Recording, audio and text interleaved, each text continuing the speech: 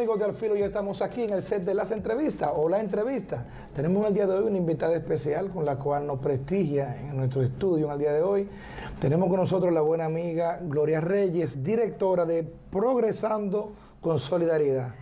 Muchísimas gracias. ¿Lo dije correcto? Sí, muy bien. Prosoli, así es más fácil. Bueno, muchísimas gracias, Gloria. Bienvenida. Muchas gracias, un placer estar aquí. Agradecida de la invitación y a tus órdenes. El que conste que esa invitación tú la tenías desde que era diputada, o sea, tú tienes 2 años con esta invitación. No me expongas así, pero no, en plena campaña. Para que la televidencia de Al Filo sepa que era una invitación vieja que cumpliendo compromiso asumido un ya. compromiso anterior. Gloria, ¿cómo anda todo? ¿Cómo va progresando con Solidaridad? ¿Cómo anda todo esto ya saliendo de un proceso bien tortuoso de las Navidades? Háblame, ¿cómo anda eso? Sí, la verdad que estamos trabajando de manera muy ardua. Este año nos inició con una motivación muy importante de parte del presidente, con el anuncio de la extensión del programa Quédate en Casa en el primer cuatrimestre del año, que sabes que es parte de las responsabilidades que nos toca desde Prosoli, y desde el 4 de enero estamos muy activos organizando todo lo que es la planificación del año y además ya con este nuevo esquema del desmonte de Quédate en Casa y el nuevo programa que anunciamos, Supérate, pues ahí en ese proceso de identificación de las familias que se van a incluir, las 200.000 familias que ya el presidente se había comprometido a incluirlas en el nuevo programa de la doble, que es ahora Supérate, y también identificando las oportunidades de colaboración con otras entidades tanto públicas como privadas para el fortalecimiento de los programas. Como el enfoque que tiene Prosoli está muy vinculado una pregunta, o sea, fue un anuncio de campaña el tema de la tarjeta La Doble. Correcto. Entonces, esa promesa de campaña que era La Doble ya no se llamará La Doble, sí, sino Supérate. Claro, Supérate es el nombre de la tarjeta o del programa, pero es la misma población, es el mismo criterio del proyecto que se presentó en campaña de La Doble. El doble del monto de Comer es Primero, que anteriormente eran 825 pesos y que ahora será duplicado a 1.650 el programa fijo de ayuda a las familias más pobres para el tema de la alimentación. O sea, se duplicó, solo que en el nombre de La Doble era un nombre electoral, era un nombre de campaña que hacía alusión a duplicar el monto Correcto. de la ayuda social y que ahora pues la hemos enmarcado en este programa mucho más integral que no solo va a procurar la transferencia económica, sino crear las capacidades en las personas para su inclusión productiva, que eso es el enfoque que se ha querido reforzar. ¿Y a qué se le llama, a qué ustedes se refieren cuando hablan de inclusión productiva? Claro, eso es lo que ha querido reforzar la misma estrategia de gobierno, que es una estrategia amplia, no solo para nuestra institución, sino que es parte de las metas del presidente de la creación de nuevos empleos. Entonces la inclusión productiva va por un lado en lo que sería la vinculación al mercado laboral de las personas que son parte del programa y por otro lado el incentivo y el apoyo para la creación de emprendimientos, de pequeños negocios, micronegocios por parte de los beneficiarios de los programas de ayuda del gobierno. Entonces, definiendo con mucho más claridad y con una ruta de trabajo, la intervención a estas familias cuando entras al programa y mediante cuáles indicadores ya no necesitarías estar dentro de las ayudas. La idea es que la población beneficiaria sepa que la ayuda es una ayuda temporal y que en un plazo de tiempo, mediante una serie de mecanismos que vamos a acompañar a la familia, ya no tendrá que recibir esa ayuda. Ese es el propósito. Lo que está diciendo suena muy interesante porque es un reclamo de la población de que los programas de asistencia social, no solamente en este país, sí, claro, en toda parte del mundo prácticamente terminan convirtiéndose en parasitarios porque no dan la opción a salir o que uno entre y que otro salga. Entonces, ¿cuáles serían las características entonces para salir de la tarjeta? Porque en este caso sería que gracias a Dios salgan porque tienen otras entradas. Sí, claro, la idea es que sea sistematizado y estructurado en un proceso que te diga, bueno, tú estás recibiendo esta ayuda por las condiciones que tienes. Ahora, vamos a trabajar contigo para mejorar tu vivienda. Por eso la importancia de lo que anunciamos esta semana con el Ministerio de la Presidencia del programa de Vivienda Feliz, de Familia Feliz, país, porque lo que nosotros trabajamos es pobreza multidimensional, no solo pobreza monetaria, o sea, no es solamente el ingreso de la gente que medimos, sino todos los ámbitos y las dimensiones de la pobreza. Entonces, la vivienda es un factor determinante para clasificar a una familia en si es pobre extremo, pobre moderado, o puede irse ya viendo como saliendo de la pobreza dentro del rango de vulnerables. Entonces, lo que queremos hacer es identificar la familia y ver cuáles son las necesidades y cuáles son los puntos de mejora para que salga de esa condición. La vivienda es fundamental, el acceso a la salud también, el tema de los servicios, desde el agua, desde si una familia puede recibir agua potable o no en su casa. Entonces, la intervención que hace Prosoli no será solo para asistir en materia económica con el apoyo del dinero, sino que va a ser una gestión de puente también con las sectoriales del gobierno, que permita que esos servicios básicos lleguen a esta población. O sea, va a ser también una especie de canalizador entre el ciudadano y el gobierno. Gloria, mucha gente se pregunta, ¿por qué yo no salgo en ningún programa de beneficio del gobierno? Si yo no trabajo, si yo que soy motorista, si yo no tengo ningún empleo, ¿por qué yo no salgo en ninguno de los programas del gobierno? ¿A qué se debe eso? Es que puede ser por varios factores.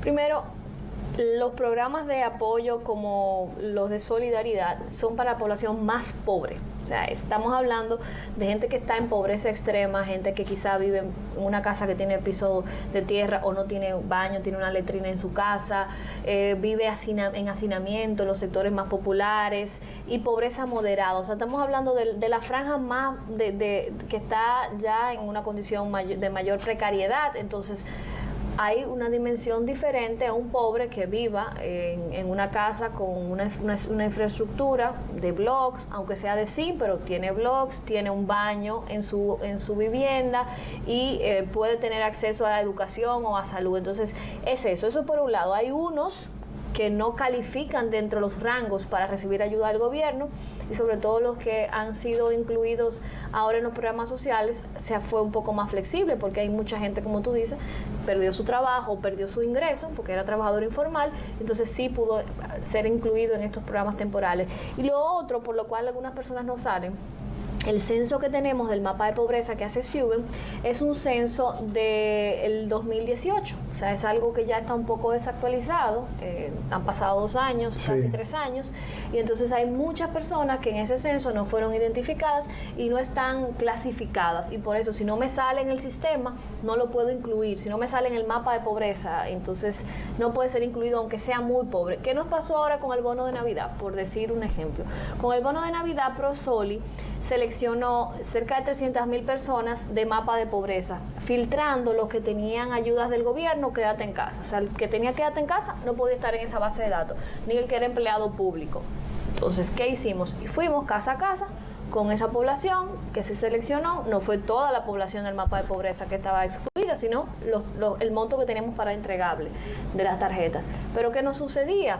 A veces íbamos a una comunidad donde había una persona que evidentemente tenía una condición de pobreza, que tú no tienes que ser un técnico para no hay que saber, hacer una investigación científica. Ve la casa y ve la condición y sabe que una persona que requiere una ayuda, pero de repente cuando se evaluaba en el sistema, se hacía porque también tenían los facilitadores tenían la posibilidad de revisar cuando se encontraran casos particulares, era muy posible que esa persona no había sido evaluada, entonces no calificaba para la ayuda. Y eso lo estamos trabajando para este año, porque SIUBEN va a iniciar una reevaluación de las familias. Entonces ahí muchas de las personas que hoy no pueden optar por esta ayuda podrían ser incluidas en los apoyos que tiene el gobierno, en este caso del nuevo programa Supérate, que sería a partir de mayo que entraría. O sea, es importante también aprovechar el espacio, Félix, para como decía ya, recalcar un poco y ser muy específico, que Quédate en Casa se amplió, pero que viene con otra modalidad. En el año pasado el gobierno hizo un esfuerzo muy importante por mantener las ayudas de agosto a diciembre, un sacrificio que la verdad ayudó bastante a frenar el crecimiento de la pobreza en el país, pero que lastimosamente bajo las condiciones en las que estábamos es insostenible. Y por eso ahora el Quédate en Casa, que inicia un desmonte en enero, comienza con 3.000 pesos en vez de los 5.000 que teníamos, y en vez de 2 depósitos va a ser un depósito, o sea, una sola transferencia al mes. Es bueno que la Gloria, gente sepa eso. Hay personas que, como tienen su problema resuelto, no le importa y creen que 800 pesos, 1.000, 2.000 o 3.000 pesos que se dan desde el gobierno, que eso no es cuarto, que eso es disparate, muchos dicen. Ahora bien, si esos programas sociales no existieran hoy en la República Dominicana, ¿cuál tú crees que sería el impacto del crecimiento de la pobreza extrema, que es la más vulnerable? Vamos a dar un ejemplo de lo que pasó este año. De acuerdo al último informe del Ministerio de Economía y Planificación, la pobreza antes de la pandemia estaba cerca de un 20-21%. ¿La extrema? Sí, la pobreza monetaria, que es lo que se mide de ingresos, la pobreza monetaria. Y con la pandemia incrementó a un 27%. Sin los programas sociales, esto habría aumentado 8 puntos más. O sea, los programas sociales frenaron en 8 puntos el crecimiento de la pobreza monetaria en la República Dominicana. O sea, que más de 1 millón de personas no pasaron a ser pobres por los sustentos económicos. Los subsidios que se implementaron en este año por la pandemia. O sea, esa es una cifra muy importante. Es mucha gente que habría entrado en un estado de vulnerabilidad sin los apoyos. Y esto no solo en República Dominicana, sino en el mundo. O sea, en este momento, sobre todo en este contexto, es donde más se ha valorado la importancia de estas transferencias económicas que hacen los gobiernos para contener la pobreza. Ahora, ¿qué es lo que estamos apelando fuera de la situación de la pandemia? Porque evidentemente esto es una situación que estaremos monitoreando día a día. Aquí estamos aprendiendo todo, cómo gestionar una crisis sanitaria que nunca antes la habíamos visto. Entonces, el programa está extendido hasta abril, pero si en su momento hay que revisar esta medida, entiendo que el gobierno tendrá que revisarlas también, porque esto es a diario. En noviembre teníamos una idea de que la situación estaba controlada, y en diciembre tuvimos que rectificar y tomar medidas de mayor restricción por la salud y la protección de la gente, que es lo prioritario. Hemos visto varios economistas hacer análisis referente a que esos programas sociales le cuestan de 1.000, 10.000 millones de pesos al gobierno y que son insostenibles. ¿Son insostenibles esos programas? Bueno, evidentemente son insostenibles, pero la prioridad es la gente y la salud de la gente y la alimentación de la gente. O sea, si cualquier gobierno del mundo tendrá que priorizar en estos programas si la pandemia continúa, porque lo más importante es la paz social para un gobierno, para un Estado. Y si la gente no tiene comida, ¿qué pasa? Pues ya sabemos lo que pasa. Entonces eso yo creo que es un punto que está muy claro. O sea, todos los gobiernos tendrán que priorizar ante esta situación hasta que sea posible, porque ya nadie está obligado a lo imposible. Si llega un momento que es insostenible realmente, pues Dios nos ayude y que nos proteja, ¿verdad? Sí. Lo que sí estamos apelando, y es la esperanza, y es con el ánimo que el gobierno ha iniciado este año, que las cosas van a mejorar, que vamos a seguir impulsando la reactivación de la economía. Esta semana el presidente estuvo en la inauguración de unas zonas francas. O sea, hay un sentimiento y un deseo de la gente de que las cosas se normalicen. Incluso vemos con los reclamos por el toque de queda. O sea, la gente quiere trabajar, la gente quiere reactivar la dinámica económica de los negocios. Entonces, el deseo está, el ánimo está. Evidentemente, tenemos que tomar las medidas de protección, tener la prudencia de vida. Lamentablemente, las fiestas navideñas nos perjudicaron mucho porque los contagios principales se hicieron en las familias. La gente, cuando llega a un ambiente de confianza, cree que el COVID ya no está ahí en esa casa, y entonces todo el mundo flexibiliza, se quita las mascarillas, se comienza a acercar mucho. Entonces ahí los resultados de esa situación lo estamos viviendo ahora. Por eso el gobierno tuvo que, como dijo el presidente, no queremos hacer esto, pero no hay opción. Tuvo que restringir los fines de semana de final de año y los que hemos tenido ahora en enero para tratar de contener el incremento de los contagios en la República Dominicana. Gloria, vemos, a través de los años hemos visto muchos halagos a los programas sociales, pero siempre ha tenido críticas. Cuando estaba el PLD, los PRMistas decían que de la tarjeta Solidaridad o las ayudas solamente se le daban a los PLDistas, pero ahora los PLDistas dicen que las ayudas sociales solamente se le dan a los PRMistas. ¿Existe un criterio de segregación para entregar ayudas? No, mira, yo te voy a decir algo. No pueden decir en este caso que se le dan a los PRMistas. Nosotros hemos incluido muy pocas personas, nuevas personas, a los programas de apoyo del gobierno. O sea, las personas que reciben Quédate en Casa son las mismas personas desde que inició el programa Quédate en Casa.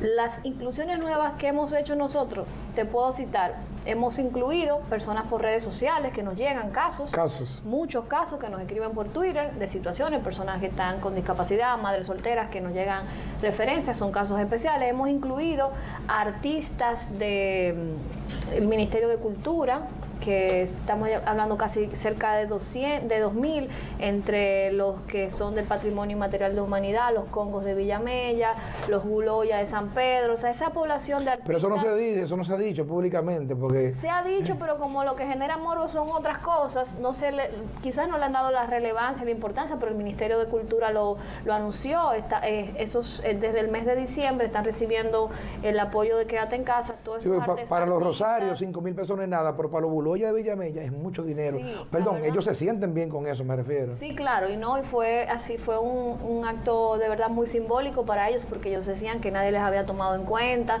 y este apoyo es un auxilio ante una situación, porque son artistas que están en pobreza, la mayoría, esa es la realidad, o sea, representan el movimiento cultural del país en diferentes áreas, en el área de la música, del canto, muchos de ellos también artistas plásticos que están organizados y están bajo también la supervisión del Ministerio de Cultura, y esos han sido de los especiales. Por ejemplo, en La Vega, a los maestros careteros y sastres del Carnaval de La Vega se incluyó en el programa Quédate en Casa de manera especial. O sea, las inclusiones han sido así, simplemente, o sea, muy pocas inclusiones se han hecho. Ahora sí pretendemos incluir en el programa Para Supérate parte importante de las personas que llenaron los formularios de la doble en la campaña, porque evidentemente ese fue el compromiso que hizo el presidente con esas personas, y ahí eso está todo el que se le llenó un formulario casa a casa. Gloria, en esta semana vimos una encuesta reciente que le da una puntuación de 84% de aceptación al presidente Luis Abinader, pero a la vez en las redes sociales hemos visto muchas críticas versadas por toque de queda y otros temas de reclamo nacional. ¿Es realmente un 84% el nivel de aceptación del presidente? Yo quiero que tú me respondas todo eso, luego que hagamos un pequeño corte para cumplir con algunos compromisos comerciales, y ya regresamos para ver, una cosa dicen las redes y otra cosa están diciendo los números científicos. Vamos a ver. Wow.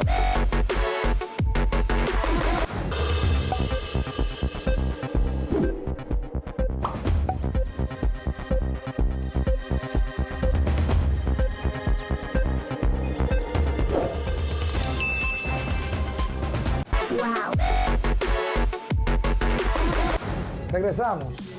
Antes de irnos a la pausa, Gloria, 84% de aceptación según encuesta científica, pero en las redes sociales prácticamente el presidente tiene el rancho ardiendo. ¿Cuál de las dos es la realidad? Bueno, hay que diferenciar. Una cosa es la popularidad y aceptación del gobierno en sentido general, y otra cosa es quizás la reacción ante una medida particular. Esa no es una medida simpática, y eso lo sabemos. Evidentemente nadie quiere estar en su casa trancado. Si fuera por nosotros estaríamos haciendo nuestra actividad normal. No serán bien recibidas por muchos sectores. Lo que sí hemos apelado a que la gente, a la comprensión de que esto es una medida temporal. Ya hemos ido flexibilizando, como el tema de los restaurantes, como el tema de los fines de semana, que ya a partir de este fin de semana la circulación está hasta las 3 de la tarde, aunque el toque de queda sea hasta mediodía. El tema del transporte público, que tenía restricciones también. O sea, es un poco también de ir dejando que las cosas vayan fluyendo, y evidentemente no todo lo que haga el gobierno ante este momento de pandemia será simpático, pero son decisiones responsables y que el gobierno tiene que asumir por el bienestar de la colectividad, y la salud es lo prioritario y primordial dentro de las decisiones que se tomen en este momento de crisis sanitaria. Sí, tú sabes que con la lucha contra el COVID hay muchos comentarios de que hay un gabinete de salud, pero que tú también tienes un ministerio de salud, que entonces la política de salud la está dirigiendo prácticamente una persona que no sabe de salud. ¿Es una medida correcta organizar este tema en gabinetes o qué? Lo que pasa es que la situación de la crisis del COVID no solo le compete al Ministerio de Salud, sino que hay otras entidades de gobierno que son parte de esa mesa de discusión, y el tener una figura como la vicepresidenta de ese rango institucional que coordine este espacio ha sido sumamente estratégico para tomar las decisiones oportunas y con la debida integralidad, que es lo que ha buscado el presidente con la creación de los gabinetes. A pesar de que la señora vicepresidenta no es médico, es una persona que durante el proceso de este año se tuvo que vincular mucho con el tema de la estrategia ante el COVID, porque fue la que dirigió las instalaciones de los hospitales temporales en la campaña, fue la que trabajó liderando todo el proceso de las pruebas rápidas junto al equipo médico del partido en ese momento. Entonces ya está familiarizada, además una gerente probada, porque viene del sector empresarial y ha tenido una experiencia en lo que es la gerencia, y ella lo que claro tiene un equipo de apoyo y evidentemente no es una decisión que toma ella, sino es todo un gabinete con varios miembros que son los expertos en temas de salud. Y por eso las recomendaciones salen a partir de ese diálogo y esa discusión que se hace dentro de este gabinete. Gloria, aunque tú has sido una funcionaria muy prudente, pero aquí hay un nuevo aire de lucha contra la corrupción, con lo cual prácticamente se ha identificado toda la población, inclusive partidarios de partidos de oposición, valga la redundancia, también se han pronunciado en favor de la lucha contra la corrupción. ¿Cómo tú ves todo esto y las medidas adoptadas a propósito del decreto del presidente Abinader para regresar lo robado, sí, según se dice? Yo creo que esto es algo que toda la población ve favorable, y nosotros que estamos en la función pública, pues evidentemente lo refrendamos y lo apoyamos, porque es un asunto que es prioridad para el país. Aquí hay un momento determinante para la transformación de lo que es la gestión pública y la transparencia en este momento, más que nada, donde los ciudadanos tienen un empoderamiento real y están preocupados por el uso y el destino de los recursos públicos, los recursos que todos somos parte de ellos porque pagamos nuestros impuestos para eso. Entonces, evidentemente, esto es algo que era necesario. El hecho de que los mismos funcionarios sepan, y como ha sido el presidente tan enfático y tan claro, de que en su gobierno no habrá protegidos, sino que el que incumpla con su deber tendrá que verse ante la justicia, también le da una tranquilidad y una garantía a los ciudadanos de que se hará un gobierno más transparente y que esté más apegado a los mandatos de las leyes. Yo creo que nos espera una nueva etapa, una nueva era en la política dominicana, no solo por el liderazgo que ha tenido el presidente ante estos temas, sino porque esta es una sociedad que cambió. Y los políticos, sobre todo los de la nueva generación, el liderazgo emergente como nosotros, en los partidos políticos, tiene que estar claro que ya el manual de la política tradicional no va a funcionar. Eso hay que enfatizarlo, sobre todo para el nuevo liderazgo que quiere abrirse paso. En el caso de mis amigos del PLD, que tienen un reto muy importante, el nuevo liderazgo, de buscar la manera de influir y ser determinante en las decisiones de su partido para lograr una transformación real que le permita encaminarse una vez más a la conquista del poder. Y esto sin estar de la mano con la transparencia, con la comunicación fluida hacia la gente, con el manejo público de los recursos del Estado. No solo desde que se está en el gobierno, sino cuando uno está en oposición. Gloria, muchos se preguntan que por qué la persecución de la corrupción solamente ocurre a cercanos a Danilo Medina y que no ocurre así a cercanos al expresidente Leonel Fernández o inclusive del mismo gobierno de Hipólito Mejía. Yo creo que a la justicia hay que darle tiempo. Yo creo que el proceso que se está llevando con un Ministerio Público independiente es un proceso positivo, es un proceso que va a dar sus frutos a favor de la ciudadanía y del interés nacional, de los intereses de la protección del interés nacional, y que no nos podemos preocupar ni adelantar. Yo creo que apenas tenemos 5 meses, evidentemente un proceso judicial de investigación tiene sus etapas y hay que darle un espacio, un tiempo a la función que tiene que hacer el Ministerio Público, y nosotros como funcionarios lo que tenemos que enfocarnos en hacer lo que nos toca hacer. Este es otro poder del Estado, tiene su independencia, el presidente así lo decidió para que pudiera actuar en libertad, para que se pueda apoderar de todos los casos sin ninguna injerencia del Poder Ejecutivo o de los intereses políticos. A mí me parece que hay que dar un compás de espera y ser un poco más pacientes, porque yo soy de las que pienso, como una gran parte de la ciudadanía, que esta es una administración de la justicia que estará implementando sus acciones apegadas a la ley y evidentemente al debido proceso. Entonces, yo lo que creo que hay que esperar. Por primera vez en la historia, Gloria, un vocero de un gobierno le crea a un gobierno una crisis mediática. ¿Qué tú crees que ha ocurrido con todo esto, con el caso de Milagros Germán? Bueno, yo creo que quizás el tema de los efectos de las redes, de las redes sociales es un detonante de muchas cosas.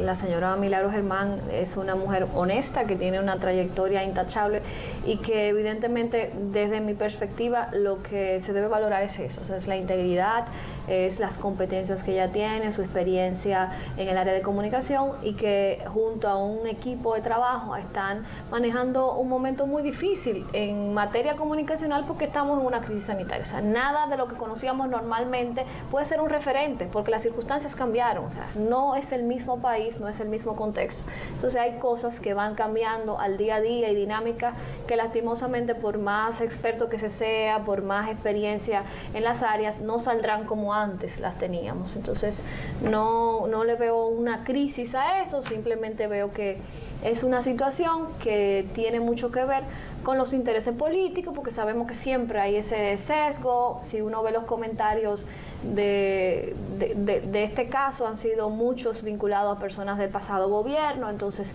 hay tanto que un poco que la objetividad no está muy enmarcada en estas opiniones. Sí, aparentemente, bueno, no aparentemente, según ya declaraciones del mismo Banco Central y también de organismos internacionales, la economía dominicana tuvo un decrecimiento de alrededor de 7 a 8%. Lógicamente eso reduce los ingresos y la capacidad de accionar del gobierno para cumplir promesas inclusive de campaña. ¿Cuál sería la perspectiva del gobierno de Luis Abinader ahora, ya este año que resta, con una economía debilitada como la tenemos hoy? Bueno, mira, el gobierno está apostando mucho a la alianza público-privada. Evidentemente tenemos un presupuesto igual al presupuesto del año pasado, o sea, no dentro de lo que se nos presente como opciones de incrementar o realizar acciones específicas, tendrá por un lado que basarse mucho en el ahorro, en ahorrar y en reducir gastos, pero también el cerrar las brechas de la corrupción. Eso ha ayudado a ahorrar un dinero importante para este año, pero también en las oportunidades de alianza público-privada, por ejemplo, lo que se ha anunciado esta semana de este fideicomiso para la construcción de 60,000 viviendas en los próximos 4 años. Esto va a ser en gran medida con dinero privado. O sea, ¿En qué consiste eso? Se va eso? a construir, el programa Viviendas Felices son una serie de subsidios y beneficios para viviendas económicas y de bajo costo, que van a iniciar desde los 800,000 pesos hasta 4 millones de pesos. La idea es motivar a los desarrolladores inmobiliarios para que aprovechen este sistema especial y comiencen a construir este tipo de viviendas, y que las personas que están clasificadas de acuerdo al nivel de ingreso de sus familias puedan aplicar a unos bonos, además del bono vivienda, unos bonos adicionales que incluye incluso el bono a la mujer, a las mujeres que han sido víctimas de violencia. Se le daría un trato aún más especializado a las personas de bajos ingresos para amortiguar el costo por ejemplo, del inicial y del pago de los préstamos hipotecarios con una tasa fija a 7 años. Es muy interesante porque, para poner un caso, una vivienda de 800,000 pesos, con un inicial de 20,000 pesos y con una mensualidad de 3,600 pesos, una persona podría pagar su vivienda. Imagínate lo trascendente que es eso para este país. O sea, claro, y aquí hay un déficit de vivienda grandísimo. Claro, entonces el gobierno no va a regalar viviendas. Esto es un programa especial de vinculación con el sector privado, con desarrolladores. O sea, el negocio lo va a hacer la constructora. Ahora el gobierno va a facilitarle unos bonos adicionales para que pueda abaratar el costo del inicial de la vivienda a un punto de que sea prácticamente asequible para una población amplísima, porque imagínate el que gana, qué sé yo, menos de 20,000 pesos, que pueda juntar en un año 20,000 pesos para un inicial de una vivienda. O sea, eso estamos hablando de algo transformador. Tú pagar el inicial de tu vivienda con 20,000 pesos y que entonces tu mensualidad sea 3,600 pesos. O sea, claro, estas no son las viviendas sociales de donación, que estas las va a manejar el Ministerio el de la Vivienda en su momento, que es el INVI, pero esta es una línea especial, sobre todo también para la clase media, media baja, que la pareja joven que recién se casa, ¿cómo hace para adquirir una vivienda? O sea, que tú tengas el apoyo del gobierno, la flexibilidad para recibir una ayuda real que te permita verdaderamente adquirir una vivienda, porque hoy tú tienes el bono para la vivienda de bajo costo, pero ¿quién puede reunir? Nadie te lo garantiza. No, pero ¿cómo tú puedes reunir, por ejemplo, el 20% de una vivienda de 2 millones de pesos? ¿Cómo tú lo reúnes? Una pareja que gane menos de 50,000 pesos o de 40,000 pesos no tiene es forma. Imposible. Entonces, lo que se quiere hacer es de manera mucho más real y práctica que estas familias sí puedan adquirir una vivienda que sea vinculada a su realidad social. O sea, si tú ganas 20,000 pesos, tú nunca vas a juntar, tiene que durar 10 años para juntar 400,000 pesos para un inicial, pero tú puedes juntar 20,000. Hasta eso es un lío, porque aquí hay gente que se va en yola y paga, no sé ahora cuánto costará, pero uno seguro 50,000 pesos, un viaje en yola. Con lo mismo que por un negocio. Entonces, lo buscan. si tú puedes buscar eso, claro, tú haces un esfuerzo. Evidentemente, esto no va a ser para toda la población pobre, sino va a estar segmentada. Entonces, por ejemplo, ese es uno de lo que refleja. O sea, tú vas a construir 60,000 viviendas, pero ¿cuánto le va a costar al gobierno? Quizás unos 200 millones de pesos, 200 millones para el tema de los bonos y los subsidios. Entonces, ahí está ahí yo diría que estaría la clave para que el gobierno pueda ampliar las intervenciones, las construcciones de los megapuertos que se quieren hacer, el monorriel, será necesariamente con la alianza público-privada, porque los recursos son limitados y evidentemente este no es un presupuesto que nos va a permitir salir ampliamente con todas las propuestas. Gloria, que tienen. finalmente, el gobierno del PLD duró 16 años y dicen, o se dicen los medios de comunicación y redes sociales, que le costó 16 años conseguir su primer cacerolazo, pero que el gobierno de Abinader lo ha logrado conseguir en 5 meses. ¿Qué opinión te merece? Bueno, yo creo que los cacerolazos son una expresión de la gente y qué bueno que los ciudadanos se expresen ante un reclamo de algo que consideran injusto, y de eso se trata la democracia. O sea, y esta es la manera en la que los gobiernos tienen un freno y se dan cuenta de que tienen que reflexionar sobre cualquier medida. Y como dije hace un rato, esta es una medida impopular, la del toque de queda. A nadie le gusta el toque de queda, lamentablemente, pero es una medida que nos toca. No tenemos otra opción, porque aunque sea algo odioso, incómodo, pone de manifiesto que hay que proteger y priorizar en la salud. Así que esos cacerolazos son importantes que se den, porque es la manera en que los gobiernos van a tener un termómetro de lo que piensa su población. O sea, yo no lo veo mal, creo que refleja que esta es una sociedad que ha cambiado, como decía al inicio. Es una sociedad mucho más consciente, más autónoma, que tiene mayor empoderamiento, y eso es lo que queremos. Y por lo menos yo sé que esa es la visión del presidente, que esta sea una ciudadanía activa, que opine, que genere debates y que critique. Qué bueno que critiquen, porque las críticas nos van a ayudar a hacer mejor nuestra gestión de gobierno. Gloria, muchísimas gracias. Para nosotros un placer tenerte con nosotros. Muchas gracias y un fuerte abrazo, un excelente año a toda la gente que nos sigue. A ustedes no se vayan, quédense con nosotros, hacemos una pequeña pausa y ya regresamos con la parte final del programa.